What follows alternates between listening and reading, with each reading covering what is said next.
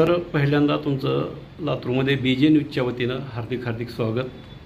तुम्ही 2 दिवसापूर्वी रुजू झालात आणि कदम साहेबाच्या काळामध्ये ट्रॅफिकला खूप मोठा आळा बसलेला होता आणि लातूर सिटी स्वच्छ आणि क्लिअर होती. या धर्तीवर आपण काय उपाययोजना? पोलीस निरीक्षक बुद्धिराज ज्ञानोबा सुकाळे, माझी नेमणूक जिल्हा वाहतूक शाखा या ठिकाणी माननीय पोलीस अधीक्षक यांनी केलेली आहे आणि माननीय पोलीस अधीक्षक, माननीय अपर पोलीस अधीक्षक, माननीय उपविभागीय पोलीस अधिकारी लातूर शहर यांच्या मार्गदर्शनाखाली आम्ही वाहतूक शाखेचा कारभार पाहत आहोत.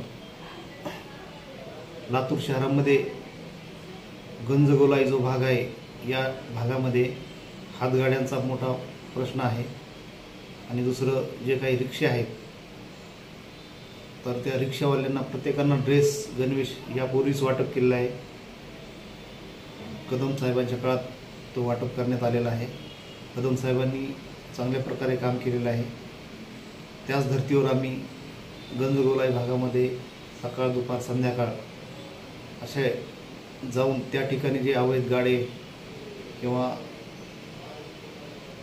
अवैध जे अतिक्रमण आहे तर ते अतिक्रमण महानगरपालिकेचे जे अतिक्रमण विरोधी पथक आहे त्यांच्या मार्फत, म्हणजे त्यांनी आम्हाला बंदोबस्त मागितलेला आहे, तर त्या पद्धतीनं आम्ही त्यांना ज्या ज्या ठिकाणी गरज पडेल त्या त्या ठिकाणी आम्ही त्यांना मदत करतो. आणि रस्त्यावरचे जे गाडे आहेत तर ते गाडे हटवून आम्ही त्यांच्यावर कडक कारवाई करीत आहोत.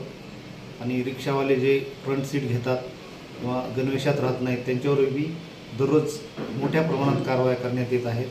त्याचप्रमाणे मोटार वाहन कायद्याअंतर्गत इतर ज्या काही आहेत कारवाया, ड्रंक अँड ड्राईव्ह असतील किंवा विदाऊट लायसन वाहन चालवणे अथवा जोरजोरात म्हणजे खूप वेगाने वाहन चालवणे, कर्कश आवाज करणे, अशा प्रकारचे इतर जे काही कायदे आहेत त्या कायद्याखाली आम्ही कारवाई करीत आहोत प्रभावीपणे. तसेच अवैध वाहतूक 66-192 याप्रमाणे सुद्धा कारवाई करण्यात येत आहे. तर आम्ही लातूरकरांना आश्वस्त करू शकतो की लातूरची जी ट्रॅफिक आहे त्याला आणखी चांगल्या प्रकारे शिस्त लावण्याचा आम्ही